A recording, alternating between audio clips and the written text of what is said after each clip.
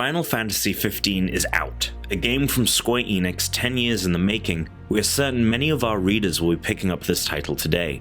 If it wasn't clear already, there's a lot to cover with this game when it comes to world building, plot, and mechanics. Here is a handy guide for starting Final Fantasy XV. The CGI movie Kingsglaive and short online anime Brotherhood give a good introduction to the world of Final Fantasy XV as well as its characters. These titles and the game itself take place in the land of Eos, which is slowly being taken over by the Niflheim Empire. The last nation to hold out is Lucis, ruled by King Regis from its capital city Insomnia. They are able to hold back the forces of Niflheim with the New and Old Wall. The New Wall is a literal magical barrier protecting Insomnia from those that would see its destruction. The Old Wall is a backup in case that barrier is ever broken.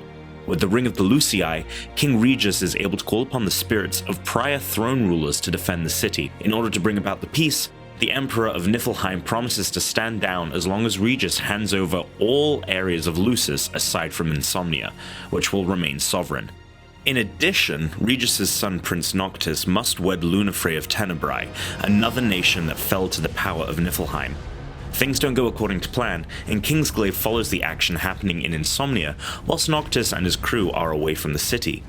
Speaking of the prince and his gang, Brotherhood is an online anime that follows the main characters from the game prior to the events of Final Fantasy XV, with each episode focusing on a different one. Both the film and the anime series are well made and will significantly help with understanding the game itself. I'm sure a lot of you will be chomping at the bit to start playing Final Fantasy XV, but I urge you, new and old players alike, to take the time to play through the tutorial. It is extensive, yes, but the game is extensive, and if you want to master the mechanics, you should play the tutorial. Sure, you can go through the game hacking, slashing, and going through potion after potion, but there are so many more ways to play. Understanding the skill tree, using your teammate attacks, crafting spells, warp striking effectively, being able to understand an opponent's weakness, these are all covered in the tutorial, and will help you from not feeling overwhelmed when you start the first chapter. If you don't heed my advice and skip the tutorial, once you learn the error of your ways, you can always revisit it from the main menu. You can turn on wait mode from the options menu, and in this mode, whenever Noctis remains still in combat, the game pauses, with a timer counting down until it unfreezes. This offers two advantages. In combat, there is a ton happening on screen. On top of what is usually a horde of enemies, you have Noctis' friends battling alongside you. There are multiple points that Noctis can warp to, as well as notifications on when to block and parry. Wait mode allows you to see everything that's going on in a battle, without the pressure of having to fight it. In addition, you can also scan enemies to find their weaknesses, allowing you to significantly shorten the length of a fight. It might not be everyone's bag, but we implore you to at least try it to get a feel for the combat style.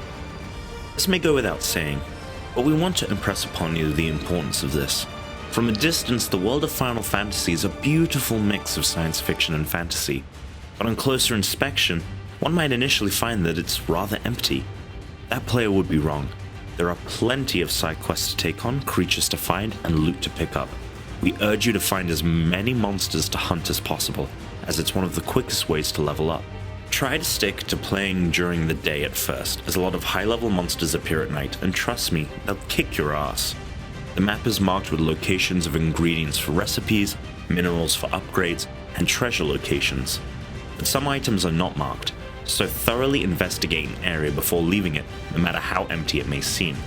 This will all add to a much more interesting experience.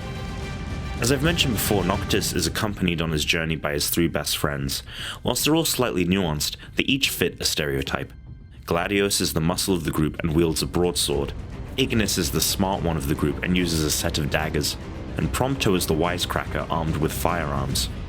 Learn how best to use each character, as you can command them to perform an attack with you.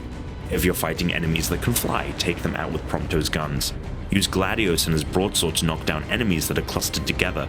And if your assailants are spread out, use Ignis and his warp blades to send you bouncing from enemy to enemy. In order to survive, you need to be able to quickly discern how best to enter combat as a group.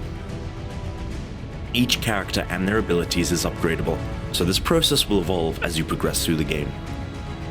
We are absolutely loving Final Fantasy 15 so far, and we will have a full review by the end of the week once we complete the campaign.